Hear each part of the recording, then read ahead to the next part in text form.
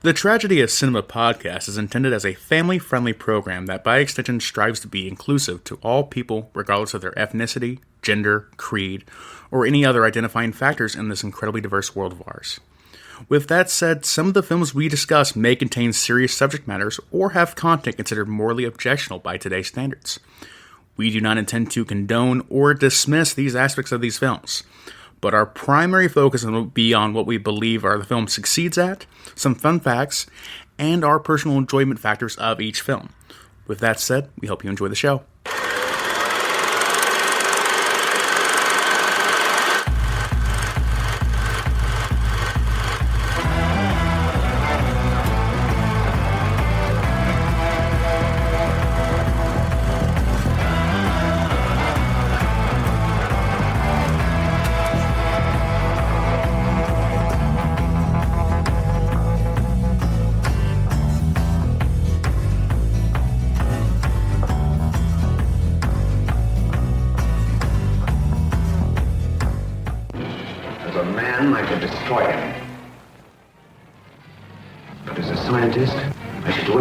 Power to bring him back to conscious life.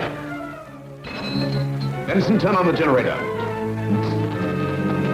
Produced on a vast scale, son of Frankenstein presents the most fearsome cast in the history of the screen. Basil Rathbone. In his heart, warm human emotions. In his mind, the monster mania. Karloff, rising from the past to spread new terror. Lugosi, sinister, mysterious, evil, Lionel at will, grim hatred in his blood.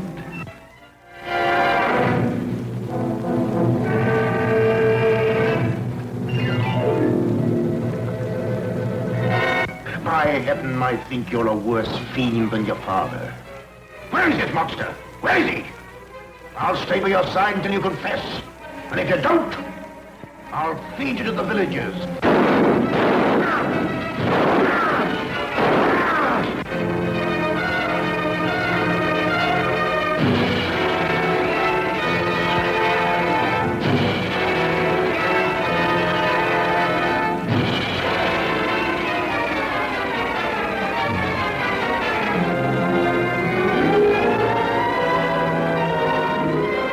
Alright guys, welcome back to the Tragedy of Cinema.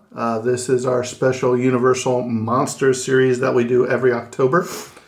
Today, I'm not joined by Kyle. No, in fact, this whole series will be done by none other than Art Toast, better known as my dad. Art, thanks for volunteering to do this with me.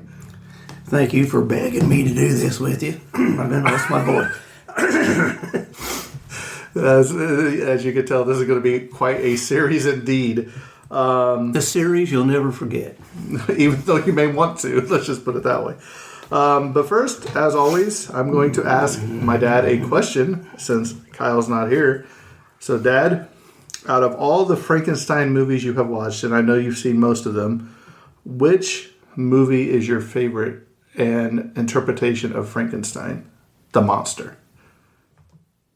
Which Frankenstein movie is my favorite? Held to Universal? No. No? Even though this is a Universal Monsters podcast. Yeah. I'm trying to think because it's been a while since I've seen any of them. I'm wanting to say there's one of them. Maybe it's the House of Frankenstein's got all of them in it, doesn't? They're going to have Frankenstein, Wolfman, Dracula in it. I'm asking you. I don't remember. Oh, well, then it can't be your favorite if you don't remember. I guess it's nothing to remember about. So, I guess we'll let you think about that. We'll come back to you maybe next week. You ought to wait till I watch them all again, then I could tell you. Yeah. But if we didn't limit it to... And Kyle would be able to answer that question because he probably don't watch black and white movies. Oh, boy. So anyway, where would you rank this movie that we're getting ready to cover, Son of Frankenstein? I really like it. I've watched it twice before this podcast, and I've seen it years ago. And actually, in my opinion, I like it better than the original. And I know the originals what got Universal really going with their monster series on that. But the filming of it is, and we'll get into that later on, is really well done. It's most of your Universal movies don't last very long. This one here lasts longer than most of them, I believe. Mm-hmm. And so I think it's very well done. And we'll talk about some of the other things in there. But I really enjoyed this here, The Son of Frankenstein. And if you guys hear a train in the background, no, it's not leaving to Transylvania or anywhere.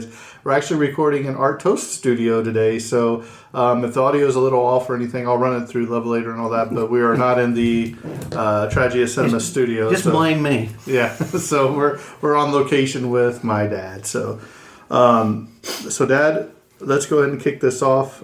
You've been listening to this for a long time, the podcast, so you know the routine. And hopefully you can pronounce all the words correctly, because we had a little bit of a trouble here while we were warming up. So let's go ahead and kick it off. Let's see how you do. All right. Son of Frankenstein, and from 1939. The director was Roland V. Lee.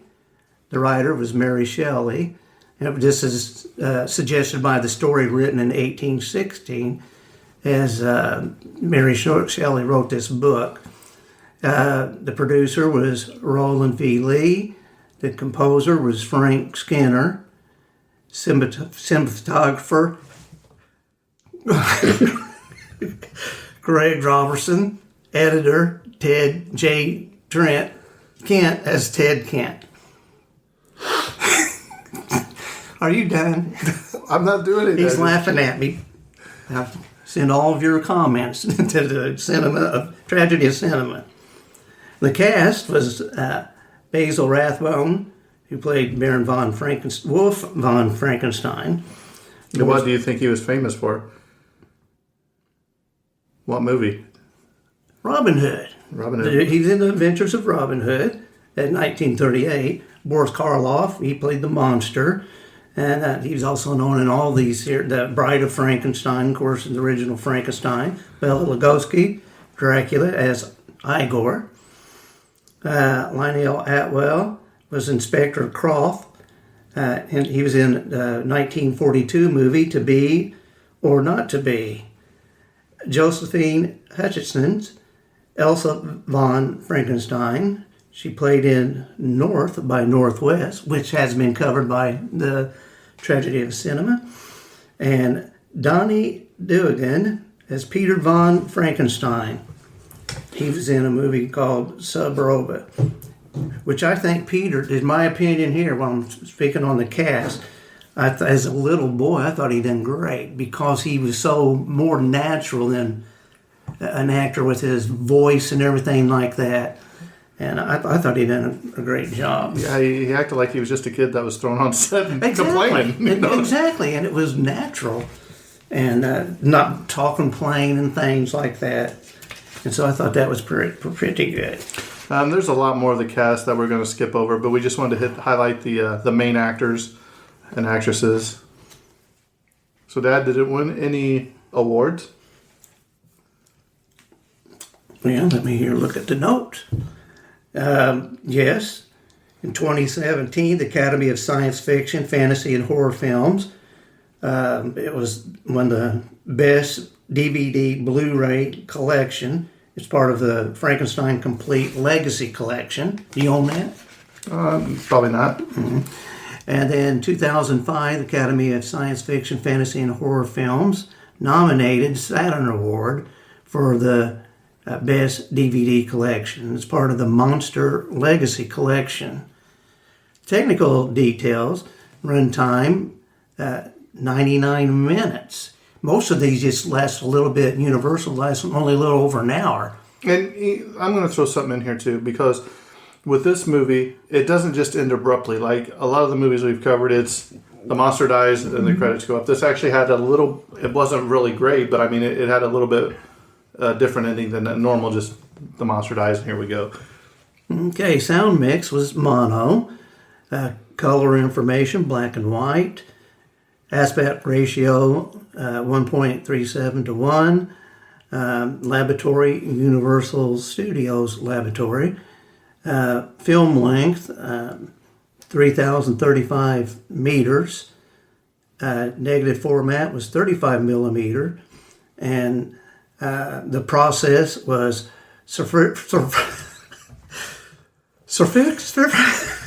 It's spherical, Dad. Yeah, spherical. He's been making fun of me.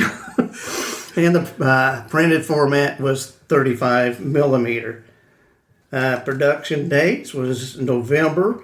It started November 7th, 1938, and ended on January the 4th, 1939. All right, now what I'm going to ask you to do, without looking at any notes, give me the synopsis of Son of Frankenstein. Okay, Wolf von Frankenstein returns back to the city, the town, named after Frankenstein, where his father was killed during the Frankenstein situation. And he goes there and to live in the castle. And while he's there, he runs in and meets people. He meets Igor, which takes him down, and he shows him in there, and he sees the monster laying on a cot. And of course, he's still alive, but as Igor tells him, he's sick, very sick. And so in the process, they end up giving him some, setting up the laboratory, and they get him back to his strength, and then the deaths occur. There's already been a few deaths through the years, and but it starts up again. Right, and one thing people need to realize when watching this movie is Igor has been watching over him, and he's basically kind of got the monster under hypnosis. He actually is his friend, I guess you would say. He basically does what Igor tells him to do.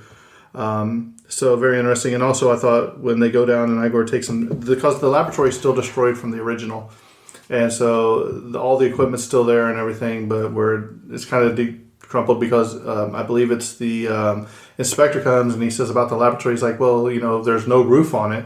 And he says, I've put, whatever on tarp or what, I can't remember what he said. But I thought it was interesting that when Igor's talking to him and he meets the monster and he goes down to the crypt or whatever, and there's the vault or whatever of his dad, and it said, here lies Frankenstein, maker of monsters or whatever. He takes his torch and crosses it out and puts maker of men. So very interesting. So a little bit of trivia about this movie. The makeup artist The makeup artist Jack B. Pierce estimated it took 4 hours to transform Boris Karloff into the monster. So I think that's kind of a lost art today, where the actual makeup, I thought, even though it took longer, I think it looks better than some of the CGI stuff they come out with today. I do too. Now, having said that, is the maybe I'm going out of order here, but the whole thing was set in black and white. Black and white movies, I know people cringe when they hear that. A lot of younger people anyway, don't care for the black and white. But I think it gives it more of an eerie effect with the filming. As I watched this Son of Frankenstein, I thought it was very clear and crisp. And they play with the shadows too. That's something else. The sets of this, there's no elaborate sets. It's just basically they walk into the castle and there's a table and chairs and some dinner. There's like nothing hanging on the walls. It's got them long, high arched walls and ceilings. So even like the stairs going up, there's like nothing on the walls going and up the stairs. And all the steps from that's casting onto the walls. Right. They've done great with their camera work, because when they go into that room and they're talking, big old picture window, and you can see the lightning and stuff in the background, the camera's back, which makes the room seem larger than what it really is, which I think you guys discussed in the 12 Angry Men, how they've done that, making the room look smaller by lowering the camera work on that. It makes them look like the room is cramped. This here opened it up. Another thing they've done with the camera work is when you first see Frankenstein, the camera's sort of back.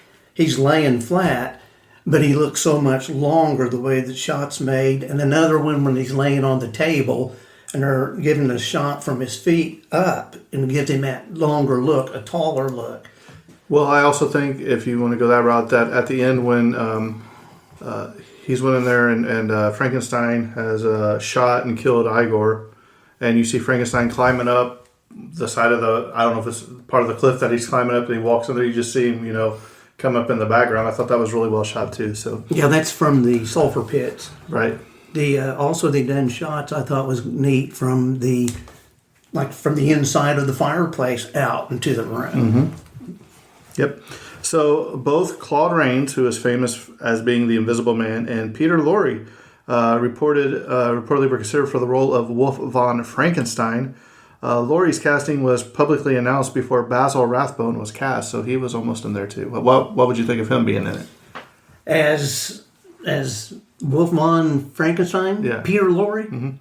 I don't think he fits the part. That's me, though. He's more of a... He might have done a good... Igor. Yeah, Igor. What about Claude Rains? Could he have pulled it off? Yeah, he could have. He kind of looks like him too. Yeah. So,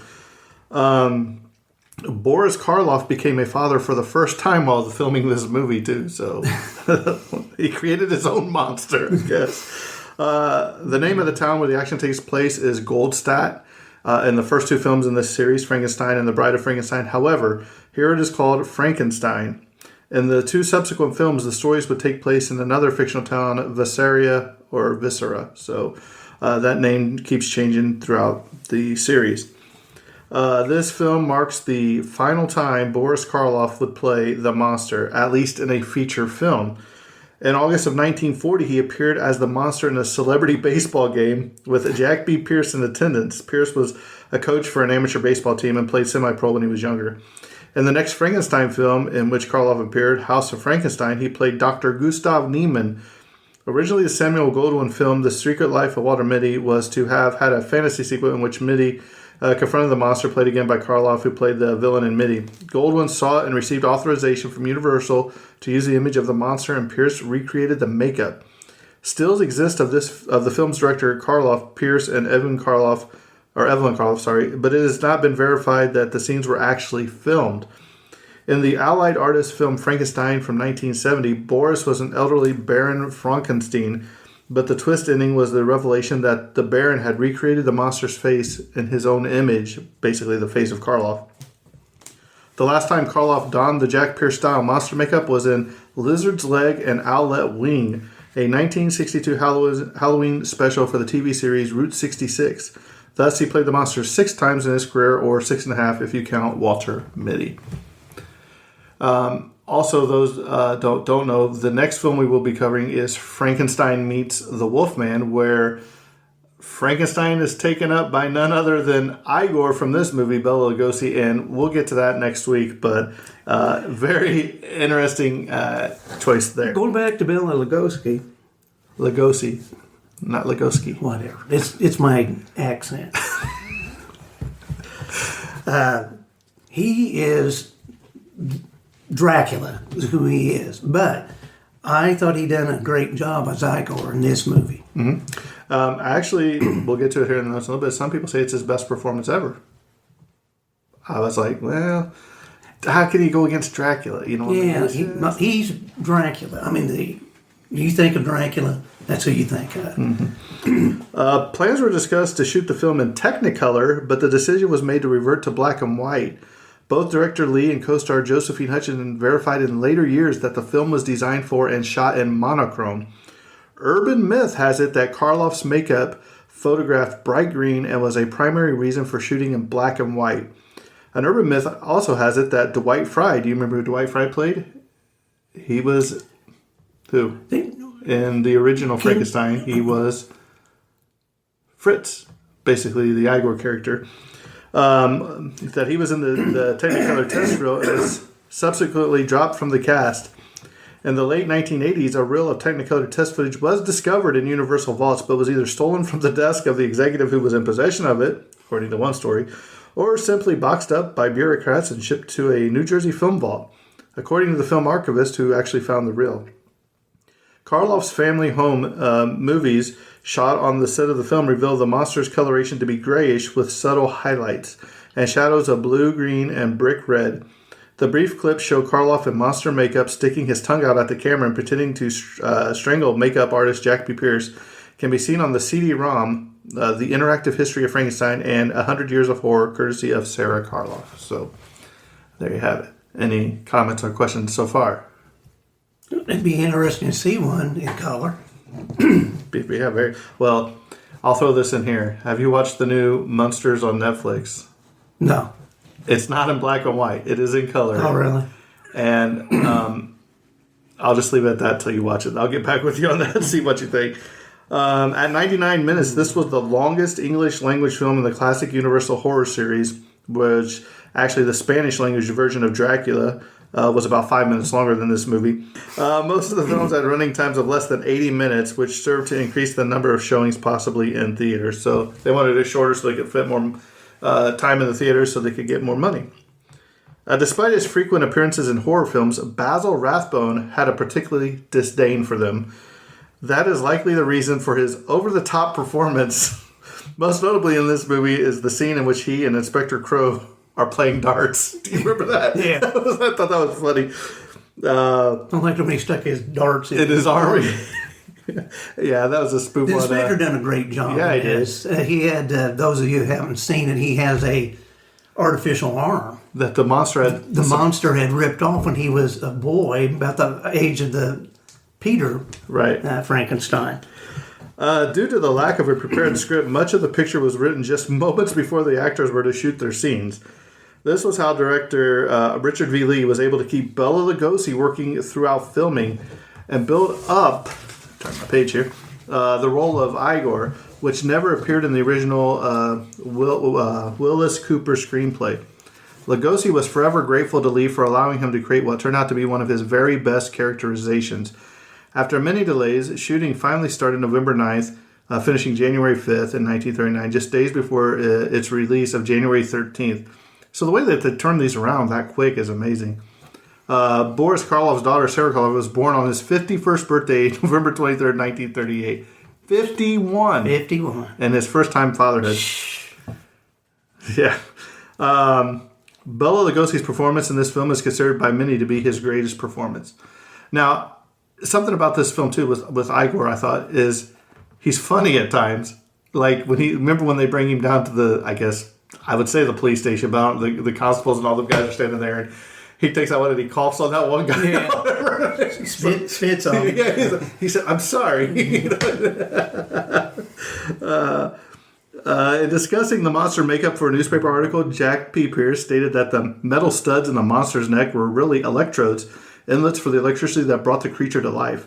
This is the first film in the Universal Frankenstein series to show any wires actually being connected to the monster's electrodes. You don't, something you don't think about when you're actually just sitting and watching. Right. I know, especially the first two. You know, is one of them. They got these little things they rub together and little sparks shoot off of it to wake him up. I forgot which one that was in. When Dr. Frankenstein looks at the monster's blood under a microscope, which is another great shot for back in the time, the image we show is clearly red blood cells overlaid on the top of sperm cells. So they just overlaid two things together. That's what you got. After learning to speak in The Bride of Frankenstein, the monster, Boris Karloff, is once again mute in this film. No explanation is given for the change.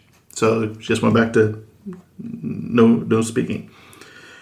There is a pretty interesting cameo by an athlete who appears in a small uncredited speaking part as one of the burglars. Do you know who it is? No. Jim Thorpe is actually one of the burglars. Burghers, not burglars.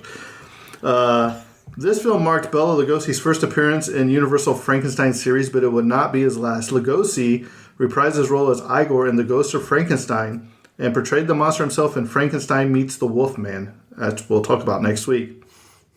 Lugosi also had a run-in with Frankenstein's monster while in character as Dracula in the more humorous monster flick Abbott and Costello Meet Frankenstein, which you can listen to that we did, I believe, 2 years ago. So this film marked the first of 3 appearances by Lugosi in Universal's Frankenstein films. 4 appearances if you count Abbott and Costello Meet Frankenstein. So Boris Karloff actually dropped the kid, played by child actor Donnie Dungan, while he was holding him under his arm, who fell flat on his stomach and onto the concrete floor. Little Donnie then had to be wired to Karloff to avoid a repeat fall. So good thing he didn't drop him into the sulfur pit when he's hanging him over there. Right. This is the first film to feature the hunchback lab assistant Igor, sometimes called Igor, who has since become an iconic part of the Frankenstein mythos. The original Frankenstein features a similar character named Fritz. Lionel Atwell's over-the-top performance as the wooden-armed dart-throwing police inspector in this film was the inspiration for Kenneth Mars' comedic turn in Mel Brooks' Young Frankenstein. If you remember that, he has the it always makes the sound. Surprisingly for a film as dependent on makeup effects as this one, makeup supervisor Jack Pierce receives no on-screen credit for his work, which is sad. Frank Skinner's musical score in this film, with its slightly off-key horns and plucking strings replicating a human heartbeat, was endlessly recycled in Universal horror movies throughout the 1940s. So there you have that. To add to this film's spook factor, Universal Pictures scheduled its release for Friday the 13th of January 1939. Horror legend Christopher Lee rated Son of Frankenstein as one of his best horror films that he liked. Yeah, it's really good. Because of the decline in Bela Lugosi's career, I guess after Dracula just took a nosedive, he was originally cast for a very, very low fee. Roland V. Lee felt that Lugosi was being taken advantage of, so he fattened up his part by writing more dialogue for Igor, so that Bela had to be paid a more appropriate fee. Karloff had absolutely nothing at all to do with this, contrary to what urban legend was made up by Karloff fans turned biographers. So, Igor can be seen having a long, sharp, pointy canine teeth in in his mouth for this movie. Some say that this might be a homage to Lugosi's Dracula, who he played 7 years earlier. The claustrophobic interiors, angular furniture walls, and deep, crooked shadows of the castle are staples of German expressionism. They perfectly enhance the film's uneasy mysteries that slowly unfold for the viewer and characters themselves. The huge mirror in the lab was used to direct sunlight toward the operating table as light was poor back then. They also used very large windows to let in the light, so that's some of the reasons they had the big windows and the mirror in there. The final film of prolific actor and director Tom Ricketts, who was a pioneer in the film industry, died 6 days after this film was released at the age of 85. Karloff's scream, which I thought was amazing, when the monster finds Igor has been shot, will be used 3 more times. It'll be used a second time in this film when the monster falls into the sulfur pit. It'll be used in 1943 in The Spider Woman, which was a Sherlock Holmes mystery, as a murder victim falls to his death. And again in 1944 in House of Frankenstein, where it will be used as Daniel's scream as the monster throws him from the laboratory window. Here's a little bit spoiler alert. The character of Igor, which was played by Bela Lugosi in the final film version, does not appear in Willis Cooper's October 20, 1938 draft of the screenplay titled The Son of Frankenstein. Director Roland Lee was annoyed at Universal low-balling of Lugosi, who was only being paid $500 per week because he desperately needed a job, and Universal knew that he needed it and they could get away with just giving him a low-ball number like that. So he kept rewriting the script to make Lugosi's character more central and to make sure that Lugosi ended up with a decently sized paycheck. The Igor character died in the film, but actually returns in the sequel, The Ghost of Frankenstein. For unknown reasons, the spelling of the name was altered to Igor. In the credits, yet the script for the even later Frankenstein meets the Wolfman reverted to the original spelling Wygor. So there's that. And last but not least, the monster's scream, as we talked about, was the moment when the wolf kicks the monster into the pit, Wolf Frankenstein, in the sulfur pit. Universal was so impressed with Karloff's scream that he was used in other non-horror films, as we talked about earlier. So Dad, what's your thoughts on Son of Frankenstein? Well, hold on a second here. Oh, How do you feel? This is my opinion on that. I prefer the monster not talking. I think it gives him more of the monster. I know that to me, in the one of them that he was talking to, it's sort of humorous more, but I think it gives him more of a monster feature by not. And he, to me, as he was holding Igor when he was dying, you could see in his eyes and expression how he felt toward him, and it seemed like you could even see tears in his eyes. I guess I didn't mind him in Bride of Frankenstein talking. I liked it a little bit because it gave it a little bit more in-depth character to him when he was talking to her. And he's like, me, man, you woman, whatever he said, I can't remember. She was scared of him. She's like, get away from me. It's just, I don't know if they really explained, if this was after Frankenstein and the Bride of Frankenstein, this film didn't really give you, Igor said that he found him in the rubble or whatever, but it never really went into too much detail about that. You know what I mean? It's Boris Karloff. He's good. He's got so many facial expressions anyway, but him talking or not talking, I prefer no talking personally, but it didn't bother me in Bride of Frankenstein when he talked either because I thought it was really good too. Which one did you like better? The Bride of Frankenstein didn't have that lady that kept screaming the whole time. No, this one's very good. And like I said, the ending of this film, where you see Frankenstein's taking the son, and he's taking him upstairs. I don't know what he's going to do with him. I guess, is he going to kill him? Take him into the sulfur pits with him? Is that what he's going to do? Well, that was the intent, I thought, because when you watch the movie, because he even held him out over the sulfur pits, but then he let him climb up. Then they let him climb back up. And the boy still had no fear of him. No. So maybe it wasn't. It was just somebody that he had that wasn't afraid of him. Well, I thought maybe because him and the boy had bonded a friendship because the boy gave him, a picture book or something, he said. Which he got mad and tore it up, though. Right. But what I took from that is when he came up there and he saw Igor dead, I don't know if he was taking the boy because that was the only friend he had was Igor up to that point and he wanted a new friend. Yeah. Where I don't know if he was going to hurt the boy anyway. I think it might have crossed his mind. That might have been his first intention, but then he was the only one that wasn't afraid, was his friend, right, so to speak. Well, then Frankenstein drops him, and he's the inspector comes over, and he takes the inspector's hand, and he's shooting at him, and he's swinging his arm at him, trying to block the bullets, but he's got his foot on the boy, and that's when Basil Rathbone comes flying in, and basically drop kicks him off into the sulfur pits or whatever. But here's what I'm saying. Usually, if you would have seen that and you see the monster in the sulfur pits and fire was going off of him and he's dying, then it would have been end credits done. But after this scene, you see Frankenstein, you see his wife, and you see their boy getting on a train, and he's telling the people, he said, I'm giving you the Frankenstein estate and the castle. He's like, you can do with whatever you want, whatever you think deems necessary or whatever. So, and then the train goes off, and then it goes to the end.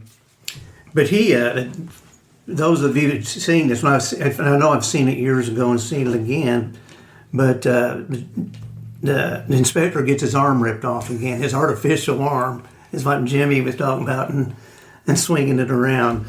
Now going back to Igor with the teeth in his mouth, I thought it may have been a good effect with that to break up his voice a little bit because his mouth's full of that teeth from having the Dracula tone. Well, he does have that very thick accent. Yeah, too. Yeah, he does. But I think it shadowed it or different from. Would you say this is probably his second best performance next to Dracula?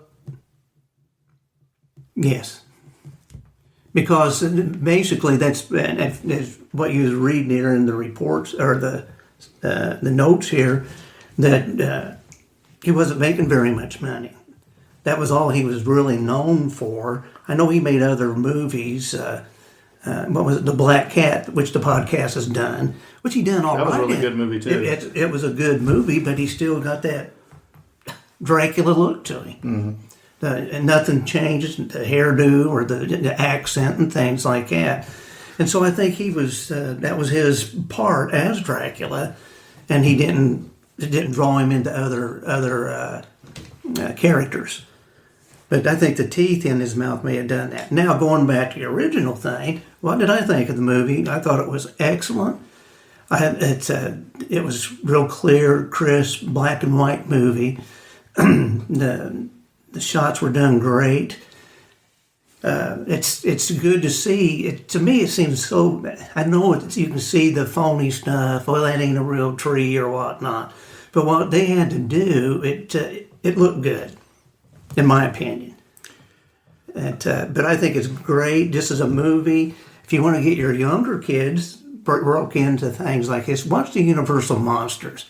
Now this here, that's might be disturbing when they're ripping the guy's arm off, but the movies they do now, they just gut them on the screen and don't show nothing. Let me ask you a question. Is this the first time that two iconic, well-known horror legends were on the screen together?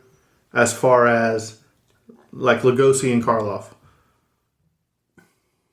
I'm trying to think. I don't remember if the Black Cat was before or after this. I know you had. I think it was after. I'm thinking it was after. Right. But I might be wrong. But I think, especially with our next film coming up, it's actually the first time they have two iconic legends on the screen with Frankenstein.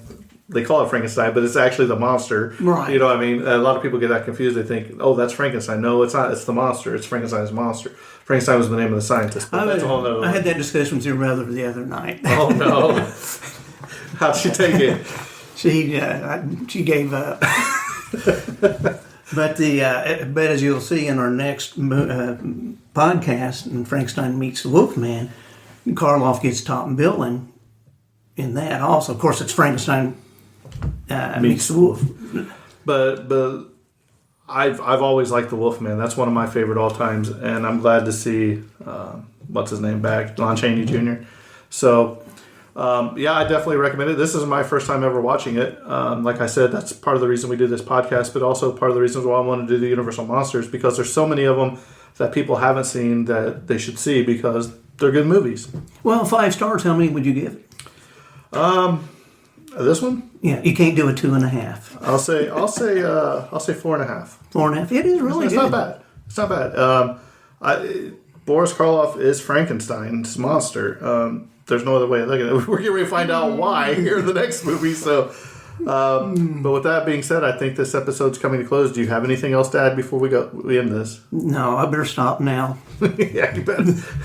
All right, with that being said, this episode's coming to close, and that's a wrap. And? You forgot to say cut. Cut. You should have bought the clipper. Clap.